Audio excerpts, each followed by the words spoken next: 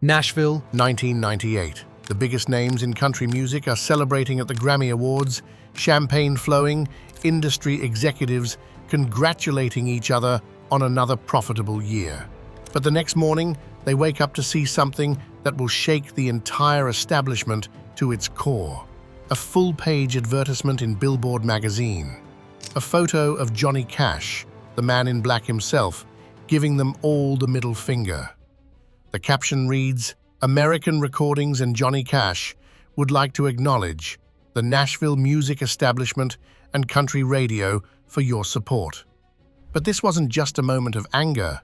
This was the culmination of a decades-long war between the most authentic voice in American music and an industry he believed had sold its soul. A war that would destroy friendships, end careers, and expose the dark truth about what country music had become. What you're about to discover is the untold story of Johnny Cash's secret vendetta against the artists and executives who he believed were destroying everything sacred about music. These weren't just professional disagreements, they were moral crusades, and the list of enemies he made, it reads like a who's who of country music royalty. From his brutal takedown of the Eagles that left them humiliated, to his devastating private assessment of Merle Haggard that was soaked in sorrow, not spite, to his public rejection of the President of the United States himself, this is the story of how one man's unwavering principles turned him into the most feared critic in music history. We'll reveal the specific moment that transformed Cash from rebel to outright enemy of the establishment.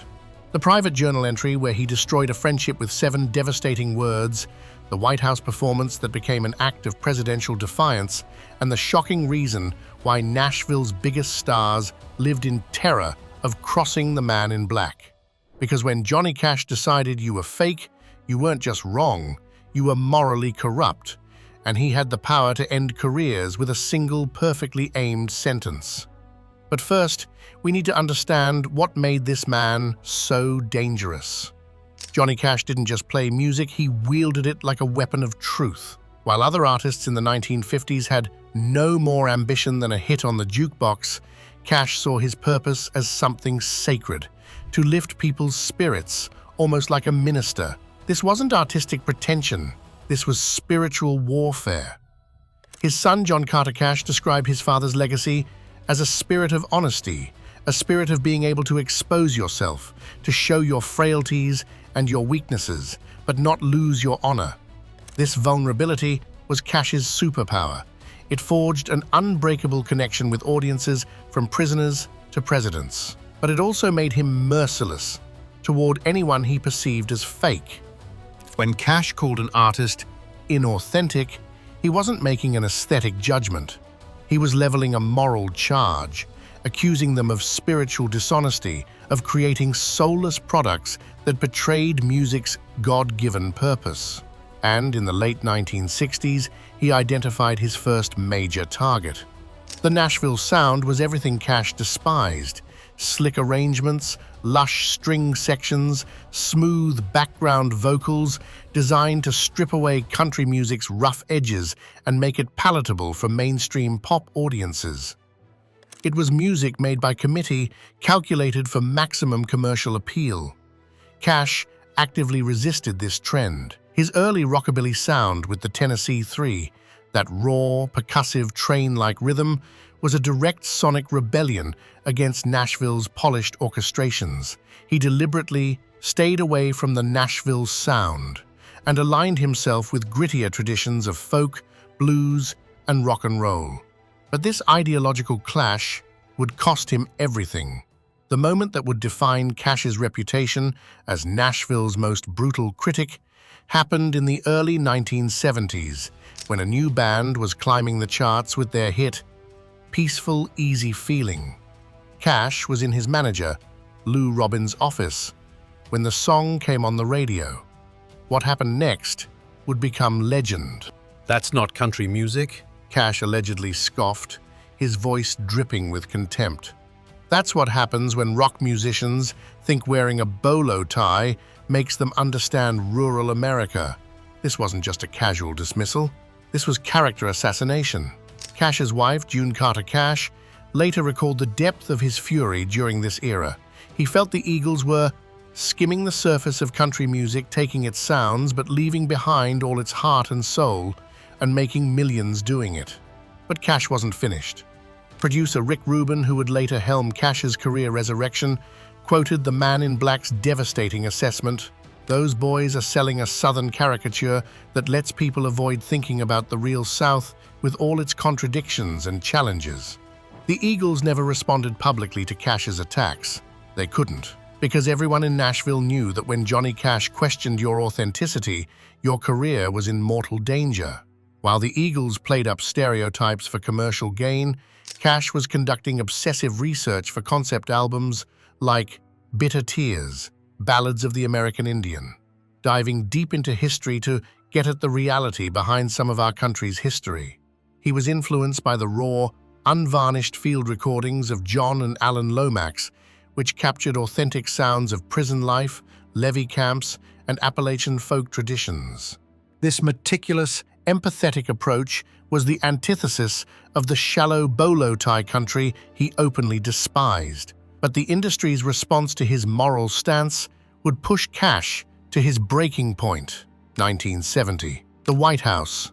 President Richard Nixon thought he had found the perfect patriotic symbol to shore up support from his silent majority base. He invited Johnny Cash to perform. The Nixon administration specifically requested two songs: Merle Haggard's Okie from Muskogee and Guy Drake's Welfare Cadillac, both widely seen as anthems of conservative backlash, mocking anti-war protesters, hippies, and welfare recipients. They had no idea what they were dealing with. Cash refused. While his public excuse was polite, claiming he hadn't had enough time to learn the songs, he later wrote in his autobiography that he found them to be lightning rods for anti-hippie and anti-black sentiment. What happened next was a masterclass in quiet rebellion. Instead of the divisive songs Nixon wanted, Cash performed his own carefully chosen set. What is Truth? A song that empathizes with youth protest and questions authority.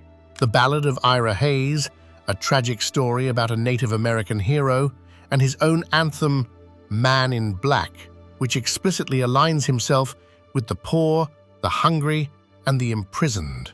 In front of the President of the United States, Cash transformed a moment of political co-optation into a powerful statement of his core values.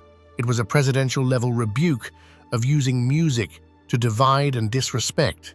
Nixon sat in stony silence, realizing he had been played by a man who looked like a conservative icon, but possessed the heart of a revolutionary. But Cash's most devastating attack was yet to come, and it would be personal.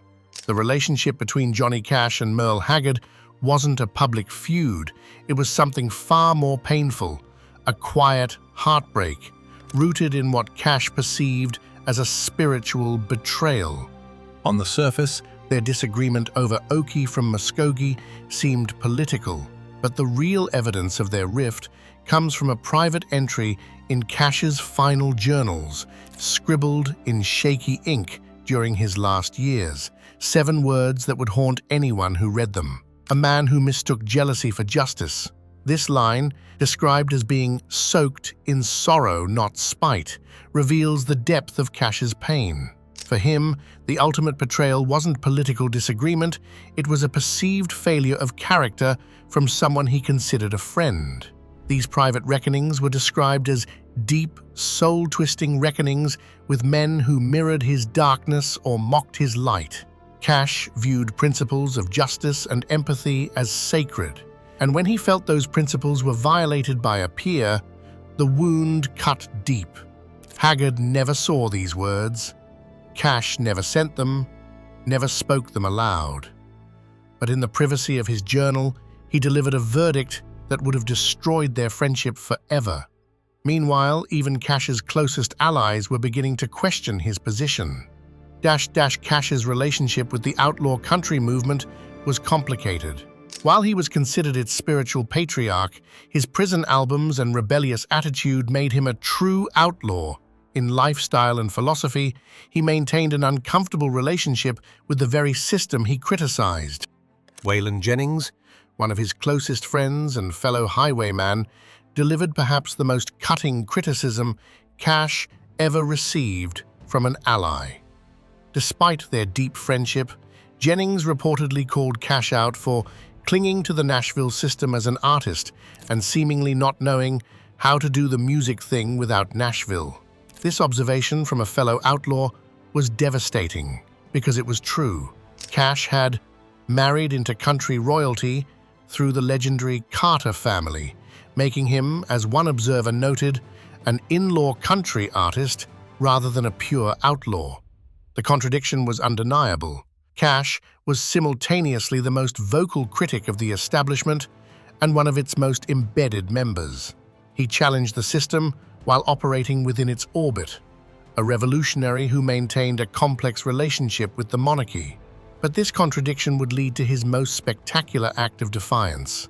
By 1998, Johnny Cash had been dropped by Columbia Records after 26 years. The Nashville establishment had decided he was no longer commercially viable. His album, Unchained, produced with Rick Rubin, had won a Grammy for Best Country Album, but was completely ignored by country radio. The industry's message was clear: Johnny Cash was finished. That's when Cash and Rubin took out the full-page ad in Billboard magazine.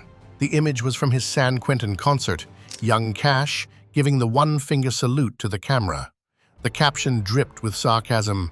American Recordings and Johnny Cash would like to acknowledge the Nashville music establishment and country radio for your support. According to biographer Robert Hilburn, Cash was initially uneasy about the ad. He even consulted with evangelist Billy Graham before giving his approval, a detail that underscores the moral weight he attached to this public act of defiance. But he knew it was necessary.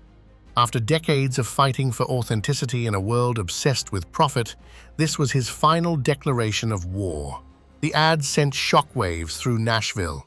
Here was their former golden boy, now in his 60s, still throwing punches at an industry that had abandoned him. The message was unmistakable.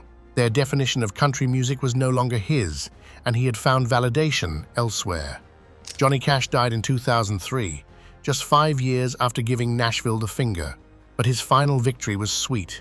The American Recording series with Rick Rubin became some of the most critically acclaimed music of his career, introducing him to entirely new generations of fans. The man who had spent decades fighting for music's soul had proven that authenticity always wins in the end. His critical legacy isn't just his devastating takedowns of fake artists or his public rejections of the establishment.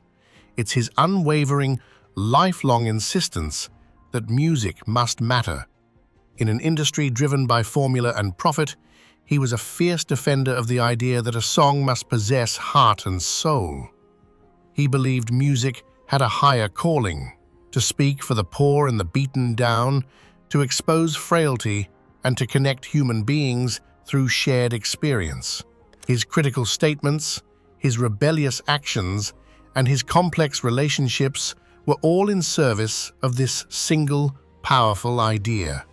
Johnny Cash wasn't just a critic of other artists, he was a guardian of music's soul, and he never stopped fighting for it, even when the fight cost him everything. Which of these stories shocked you the most? Let us know in the comments below, and don't forget to subscribe for more untold stories from music history. We'll see you next time.